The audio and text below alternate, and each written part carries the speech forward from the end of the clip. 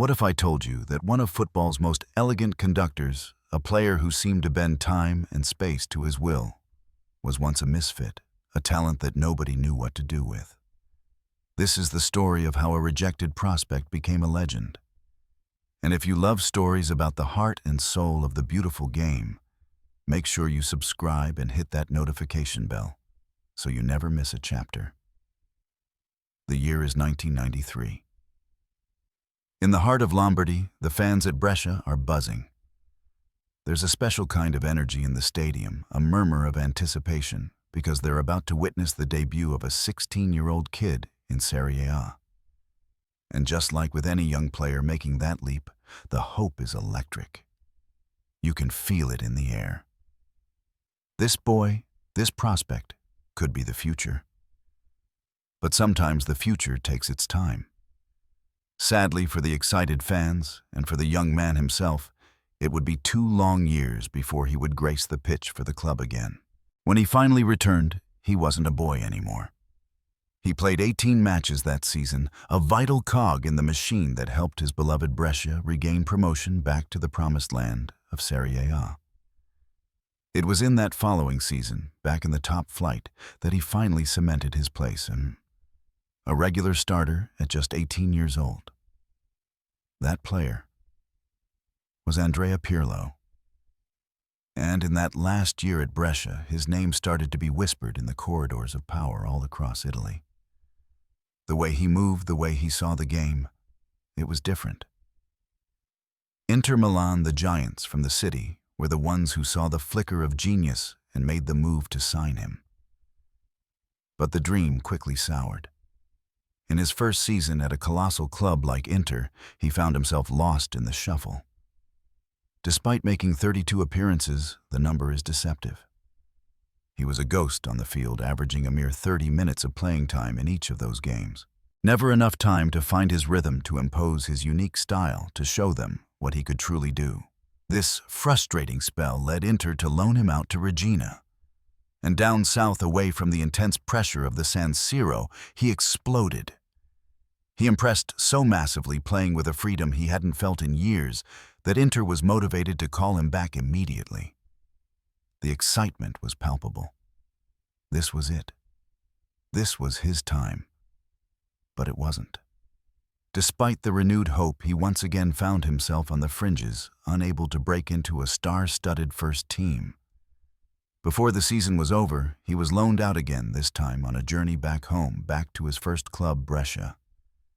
This move, however, had a silver lining that would change the course of his entire career. Because at Brescia, at that exact moment in time, was his childhood idol, the divine ponytail himself, Roberto Baggio. Playing alongside Baggio was a dream, but it was a tactical shift that proved to be the true revelation. It was here that he was moved from an attacking midfield role into a deeper, more creative position, a regista. And from that deeper vantage point, with the entire pitch laid out before him, he didn't just play well, he began to excel. He began to conduct. This is the point in a player's career where everything can change. He's been bounced around, his talent undeniable, but his position unclear. He's faced disappointment and the crushing feeling of not being wanted. Now he's found a home on the pitch, but he's still owned by a club that doesn't seem to believe in him. What would you do in that situation? Would you push for a move, or would you try one more time to prove your worth where you are? Let me know your thoughts down in the comments below. This newfound mastery caught the eye of Inter's bitter rivals, AC Milan. They saw what Inter couldn't or wouldn't. They swooped in and bought him for $17 million. Now, in hindsight, we know this was an inflated price, part of a creative bit of accounting between the two clubs to help their books look good for the fiscal year. But regardless of the financials, it was a move that would define an era. At AC Milan, he stepped into an amazing formation, a system that felt like it was built just for him. Surrounded by titans like Rui Costa, Rivaldo, Seedorf, and the ferocious Gennaro Gattuso, providing the steel to his silk, he had the perfect ecosystem to blossom into the exceptional player we remember. After a year of settling in, helping the team qualify for the Champions League, he truly announced his arrival. The next season, he finished as the Serie A leader and completed passes time in possession and successful through balls. It was a statistical domination that was truly phenomenal for a player who was still only 23 years old. His immense contribution that season was the engine that drove AC Milan to a third-place finish in the league, a Coppa Italia trophy. And of course, how could we ever forget? Winning the Champions League, defeating their arch-rivals, Juventus, on penalties in an all-Italian final at Old Trafford. The following season brought a dose of reality. He couldn't quite capitalize on the previous year's success trophy-wise, losing both the Italian Super Cup and the Intercontinental Cup in the cruel heartbreak of penalty shootouts.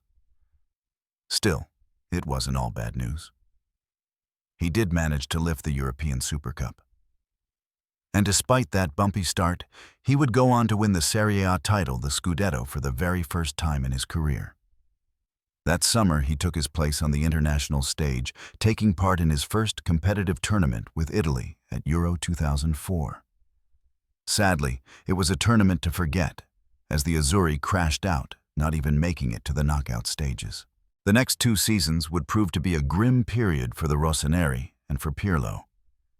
He wouldn't manage to get his hands on a single trophy, despite coming agonizingly close on several occasions. First, the most painful of all. He made it to another Champions League final. He was masterful, assisting the first goal and being involved in another as Milan stormed into a commanding 3-goal lead against Liverpool.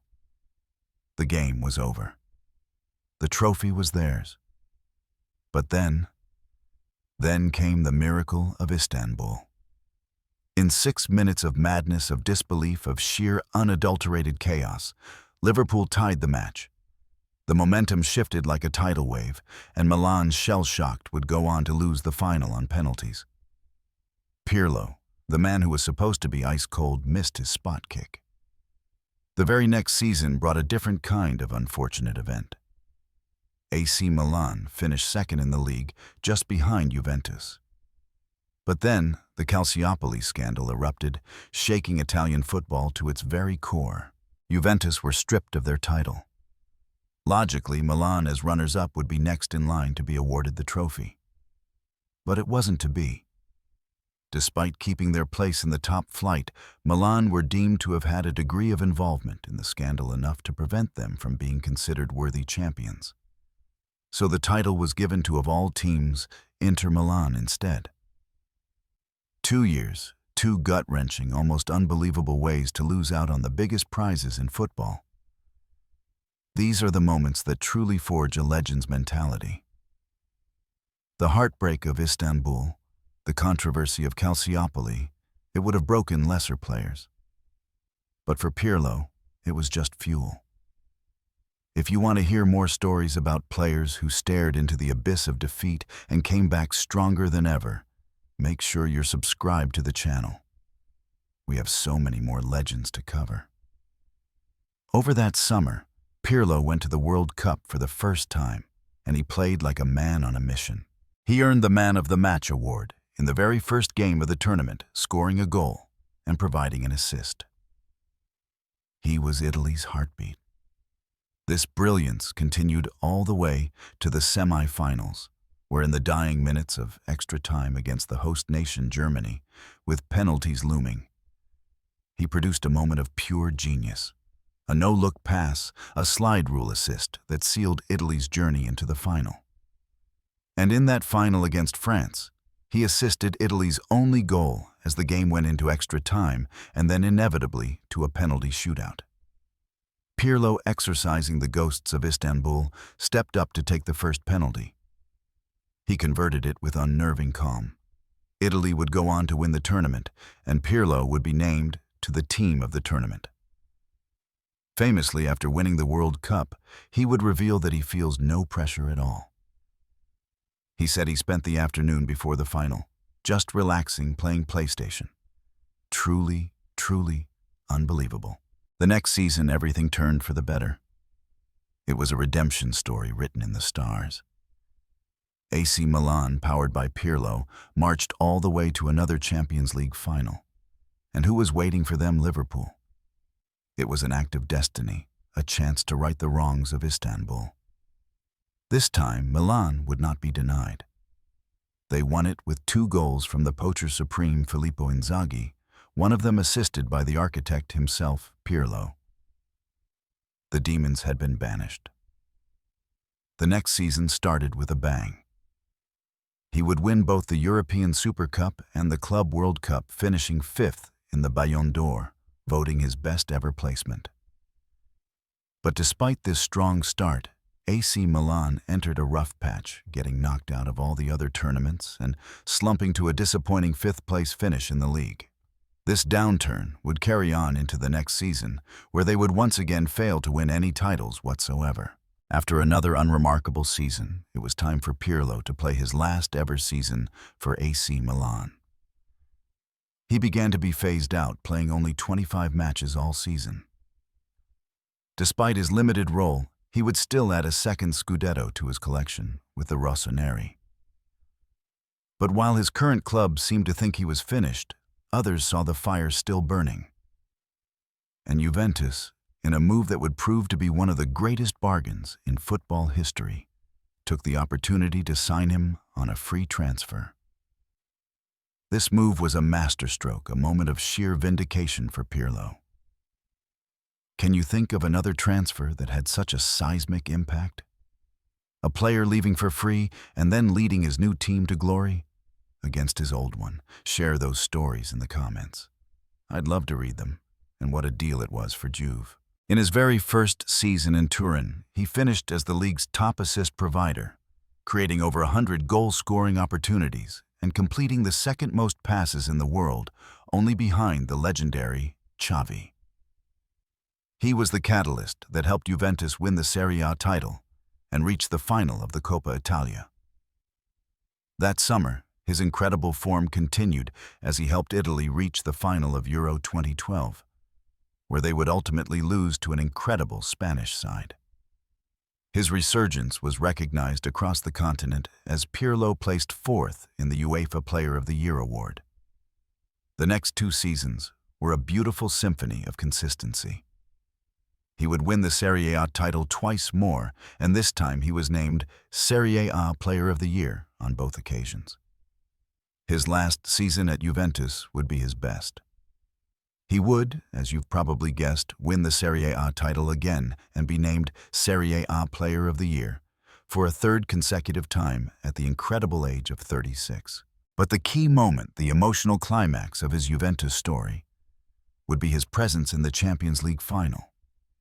It would be his last ever game for the club, a final showdown against a majestic Barcelona side. Juventus were defeated 3-1, but Pirlo left the pitch with his head held high, a legend reborn. He would play the rest of his career in the MLS for New York City FC. His 3 seasons there drew some criticism, mainly for what some perceived as a lack of concern for the team's performances. Most assumed he was simply enjoying his last few years of football, coasting in what was seen as a lesser league. Because of this, he wasn't remembered as fondly by the New York City FC fans. And so Pirlo would finish his incredible career with 73 goals and 120 assists. Known as L'Architetto in Italy, the architect Pirlo's play style was something incredible to witness. It looked almost second nature for him to spot a pass that no one else could see. As the great Carlo Ancelotti once said, Pirlo can spot a pass in a split second that would take others a lifetime to find. I have to try very hard not to be biased here because this man is one of my all-time favorite players. His touch, his elegance, his grace on the pitch. It was like watching art in motion. How he made it all seem so effortless, we will perhaps never know. But I'm sure we are all glad he did. And that's where this incredible football story concludes. What a journey, right? I'm so eager to hear your thoughts. What moment stood out to you the most? Did Pirlo's struggle at Inter and his triumphant return at Juventus resonate with you? Please share all your opinions, your favorite moments, and any questions you have in the comments below. I truly love reading them and building this amazing football community with all of you.